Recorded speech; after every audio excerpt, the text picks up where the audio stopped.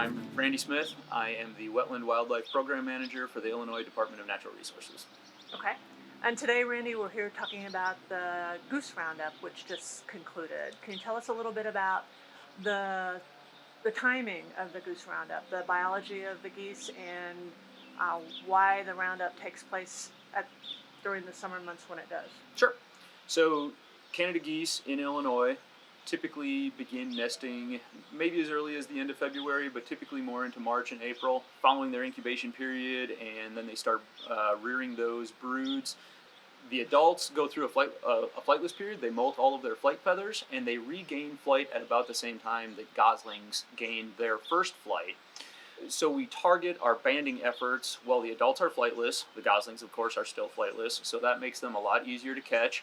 And it also ensures that the goslings are, for the most part, large enough to carry a band, that they're not still very small, that the band's going to slide off their leg or anything like that. Typically, our banding spans somewhere in the middle of June, middle to the end of June.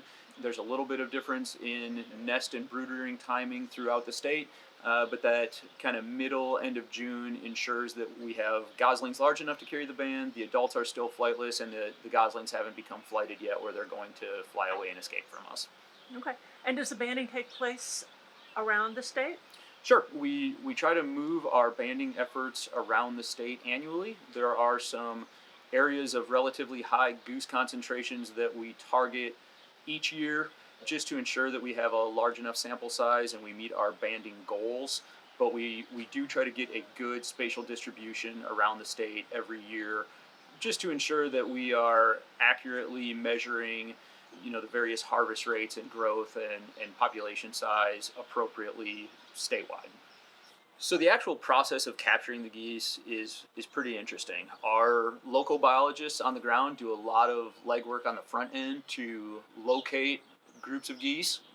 We don't want to target groups that are too large, that are going to be hard to handle on the days of our roundup. We want to be efficient with our time and capture groups that are sizable enough that we can get a good sample size on a given day. So once our local biologists have identified appropriate locations, on the day of the roundup, we typically show up with a group of 10 to 15 people is pretty average. Locate the geese specifically where they're at on that day, and then start moving them to a location where they can be captured. Oftentimes, let's say they're at a city park-like setting or something like that. If they're on the opposite side of a pond on a brushy shoreline or something like that, we may have some people work around and push them into the water. We'll use things like remote control boats or canoes and kayaks to move the geese to a grassy area along a shoreline where we can surround them. Because they're flightless at that time of the year, they're typically unable to escape, and if some of the adults are able to fly, they oftentimes won't leave their goslings. They want to stay and try to protect their goslings, so they typically won't fly. Once they're on a spot that's suitable for capture, we pretty much just close in on them nice and slowly, and we'll have a handful, usually 4 to 6 panels made of fencing that we can just wire together once we get them close. Pretty much just wire the corners together so that the geese can't escape. Once they are corralled, we typically have 1 or 2 of our biologists inside the pen handing out typically juveniles first to our biologists around the outside of the pen. Those biologists are determining the age and sex of each goose, and then they're taking it to another one of our biologists who will physically apply the band to the goose's leg. And someone will be recording data, and so that age and sex that we have determined is recorded for each band that is applied. And then once the bands are applied, the geese are set off on their merry way, and the process takes it's a quick, efficient process, and the birds are actually in the captivity in the corral area a very short amount of time. We try to be quick and efficient. We try to stress the birds as little as possible. So we try to move quickly. We try oftentimes to corral them in the shade so that they don't become heat stressed or anything like that. The process is really relatively quick. There's very little stress to the birds, and once the band is on their leg, they are turned loose. Typically, the goslings are turned loose with an adult or 2 that can kind of lead them back to their preferred location, and they go on about their business. There's really very little negative impact of banding to these birds. There's very little change in survival or anything like that of birds that are banded versus birds that are not. Can you describe the bands that you put on them? What are they made out of? And I know there's a numbering sequence on them. Talk about that. Sure. The bands are aluminum leg bands. They're a standard issue band from the U.S. Geological Survey's bird banding laboratory. The bands are numbered sequentially and uniquely. Each band that is applied to any migratory bird in the U.S. or Canada has a unique identifying number, and that way, when that band is recovered by any number of methods, whether recaptured by researchers or biologists or harvested by a hunter, that individual band can be tied to a place and time where it was applied to that bird, and we know that bird's species, age, and sex when it was banded, and we can calculate all sorts of different information from that information then. Okay, by contacting the U.S. Geologic Survey, somebody that is harvesting a goose can then get information about where it was harvested, that type of thing.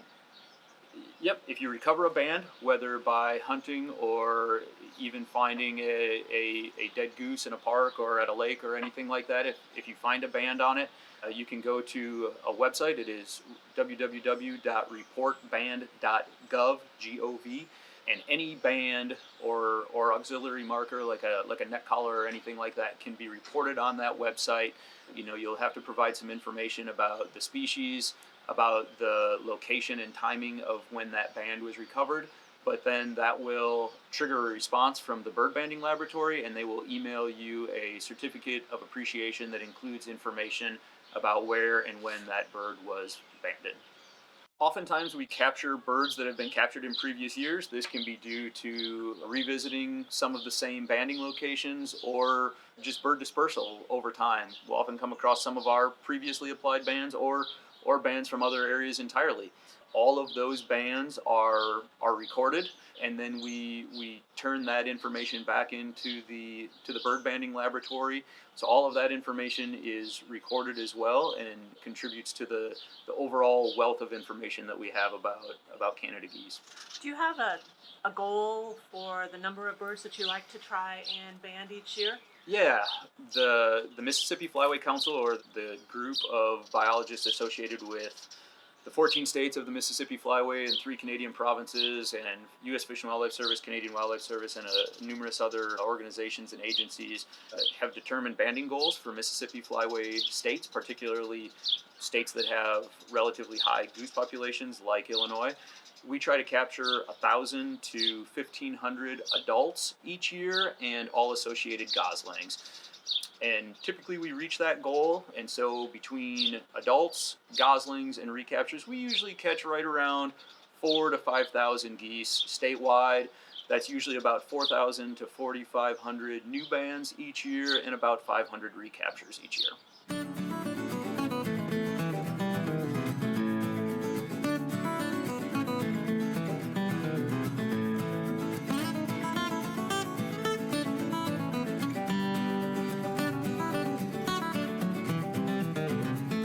All right, the history of the goose banding project in Illinois now. Let's talk about that. Sure. What we consider resident Canada geese or temperate breeding Canada geese have been in Illinois for probably 30 to 40 years now, and we have been capturing and banding those geese to track their populations and their harvest rates and their movements throughout that time period. There's been other banding that's gone on in Illinois prior to that.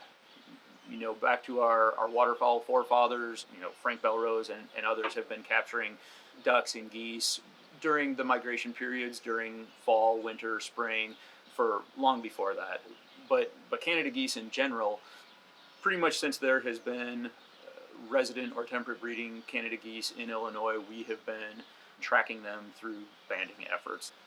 I know researchers have been involved with a lot of the tracking efforts that have been going on. What have we learned about the goose through the research efforts that are associated with the banding project? Sure. Banding in general generates all sorts of useful data and other information. So we can look at population size is a big one to understand how big our population is, not only in Illinois, but in the Midwest or the mid-continent in general. We can also look at movements, so we can see where birds are banded in relation to where they're harvested. We can also look at population structure and population growth or lack of growth. So basically the proportion of juveniles and adults that are in a population at a given amount of time. And then of course harvest rates is also a big deal. So we can not only look at what proportion of our population is being harvested, but the proportion of the Illinois population that makes up our statewide harvest compared to geese from other areas, from surrounding states, or geese that are migrating typically from the Hudson Bay region of Canada.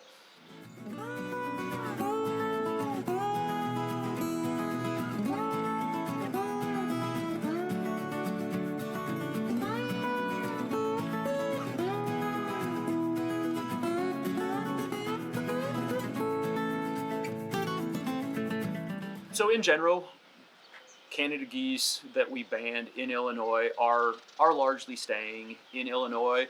We have seen over the past 5 years, I think we have geese harvested by hunters or bands recovered in 14 other states or Canadian provinces. So they do move around a lot. The majority of recoveries are from within Illinois or immediately neighboring states, but they definitely do make some large scale movements at times, whether that's a molt migration in the summer where they would, let's say, have a failed nest, or they didn't nest for some reason, and so they flew up to the Hudson Bay region of Canada to undergo a molt where there's lots of daylight, lots of food resources, and very little predation. Or harsh winter conditions may have pushed them, whether it was further south into Illinois or into a neighboring state or whatever that might be. We definitely see those type of movements as well. So what are we finding out about the general population trends on the Canada goose? Is the goose population going up? Is it going down? Sure. Goose populations in Illinois have been largely stable for the last 10 or so years. We see some annual variation that can vary with the severity of spring, precipitation, and flooding along our waterways can have a negative impact. A lot of geese nest kind of in river and stream corridors and things like that. So heavy precipitation in the spring, particularly during the late nesting season, can negatively impact nest survival when those nests are simply flooded out, or goose nesting structures become flooded, or things like that. A particularly cold, damp, wet spring, a late snow event can negatively impact gosling survival. In general, the population hasn't changed a whole lot in the past 10 years, though. We typically see fairly stable production and fairly stable hunter success.